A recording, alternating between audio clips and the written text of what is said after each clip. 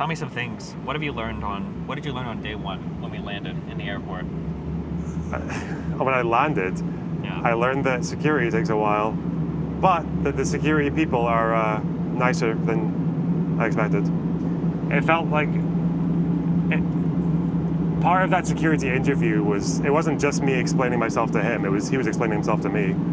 You could tell he felt kind of like not great about just interviewing every guy with an Arab name when they come into the country. Yeah. Yeah. But he was a Benny Morris fan, so he would have been a lefty in this country. What did you learn? That you shouldn't turn up with a guy with an Arab name? On day one, I had that, I learned about the Shabbat loophole thing, that triggers the fuck out of a lot of Jewish people. I didn't realize how much of this country was shut down on Shabbat. I had no idea. Yeah, it's a lot. And then I learned about Erubs, which are hilarious. The lines that they hang up so that everything is one property so they can carry shit on Shabbat.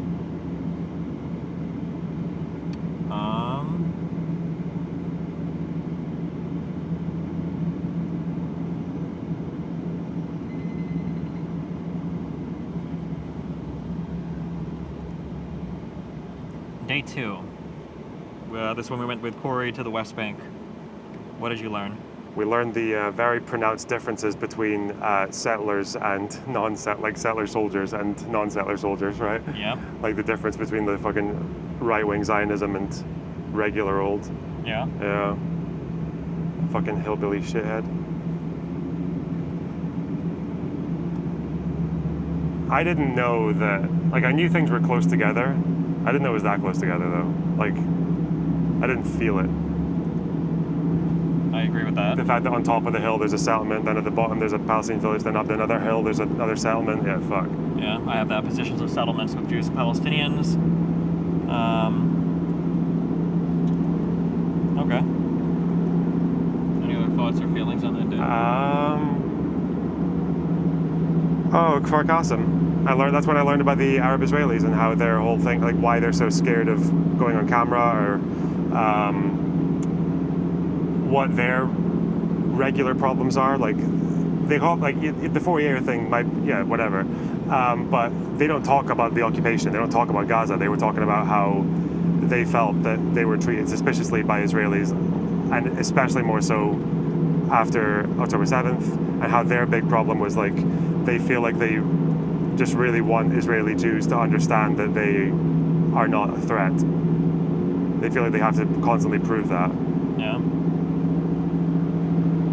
I don't know about you, but unprompted, I don't think any of the Palestinian Israelis we spoke to brought up the occupation. I don't think they brought up West Bank and Gaza. They wanted to speak about their things, yeah. Yeah.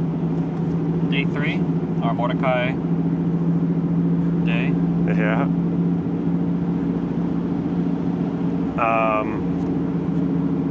I learned that academics here are, even if I disagree with them, are a lot more high information than the pop academics we get online. True. I learned that... Although there are probably pop academics here, right? Arguably, people like Yosef Haddad. He's not an academic, but or Elon Levy, they probably have their speaking heads as well. Yeah. But yeah, I know what you mean. Yeah. I learned that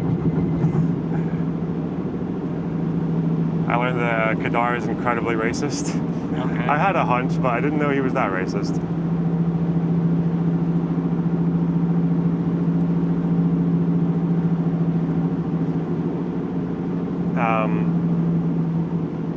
I also learned that a lot of Israelis don't speak Arabic, even people who negotiate with Palestinians, and maybe that's a problem. I think maybe Kadar overstates how much of a problem it is, but it probably matters.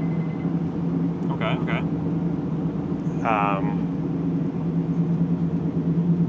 I think that's... What else did we do that day? We did other stuff. On this day, we interviewed Mordecai Kadar. I chatted with Opulent Orca. I think you did too in that restaurant. Yeah. And then had a meeting with the Nimrod guy. Oh. My contact guy. Yeah. I learned that a lot of... Because that Opulent Orca guy is a bit of a fan of Kadar, right? Probably. He's very right-wing. And he'll say that. He'll admit as much. He's very right-wing and religious. Do you think he's racist? So one issue... okay, in the West, when we say racism, I think that racism is when you have an absence of other explanations for why you don't like a particular kind of person. So, like, let's say that I lived in a society where,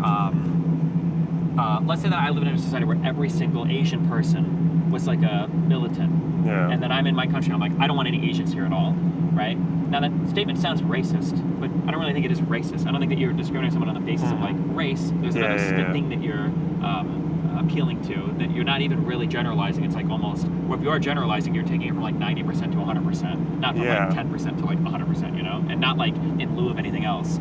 So it's really hard to answer questions about like, is a Israeli Jew racist against like an Arab? When, but because the reason I ask is because it seemed to me that to him, I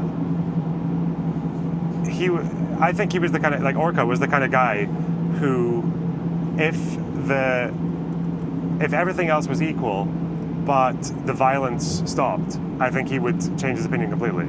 I feel like that's Like I don't think he's like Tommy Robinson, where he thinks there's like something innate to being Muslim or following Islam that makes you like violent. But and it's definitely not like a Kadar, genetic. I think Kadar almost might be the same because he hinted at that. Yeah, when I asked him if they were this. Yeah, I asked him about if he'd be okay with two states if that's what they wanted and it would be secure, right? Yeah. Yeah, but even more than that, wasn't he? He was technically the first guy. I mean, he was like the first guy we talked to. But he also brought up that he was surprised that either Arabs didn't do the Third Intifada, or he was surprised that was it that comment? Yeah. Same with Orca, right? He was very pleasantly surprised by. But I'm surprised. Given hope by for Kadar, it's different because I think it might not come from like a stereotypical racist position, but the obsession and the exaggeration, especially when he talks about Europe, and also worrying about the future of how many blonde children will exist. I think that's maybe a bit more. Sure. That falls into more traditional racism, I think. Maybe, yeah. But I think most Israeli right wingers, I think it's that former though. I don't think it's like I don't think they see it as like a ethnic essentialism. Yeah. Right. Yeah. That'd be my guess. It would also probably be quite hard to, given how many like Mizrahi Jews are in. It would be weird. Yeah. It'd be weird for a Jew coming from Iraq to be like, yeah, those Arabs are like untrustworthy ethnically, fundamentally. Even though they actually do say that. What? Oh. Even though they do like, the Mizrahi Jews are the most right wing, and they're the most like they dislike Arabs more than anyone else. But like I think if the racism exists with them, it's different than like the racism in like the West. Yeah. As a feeling. Day 4 was Yair Golan, Elan Levy, Nas Daly. Golan was cool. He was just like a military hero. Like did actually a lot of really, really selfless and brave things throughout his life. I learned anything. I feel like he's the kind of person that could maybe like influence a new government in a good direction. Sure. Who knows? But it's funny that the only way he's allowed to do that as a left-wing advocate is because he's like a military hero, right? Yeah. Like, I don't think they would give it, even if he had military experience, I don't think they would give him that same kind of leeway if he hadn't rescued a bunch of people on October 7th, right? Sure. Maybe, yeah.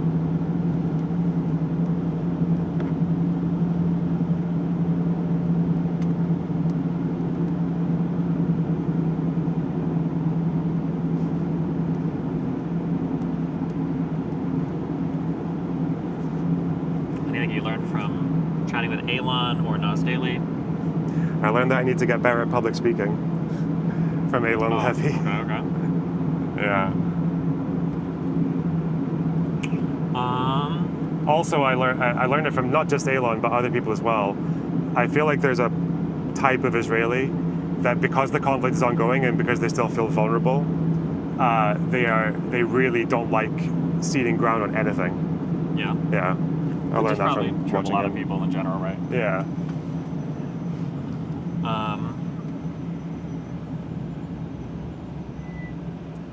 Okay, the day for Yossi Balin, the Hostage Square, the Elan podcast day. Oh, Yossi Balin.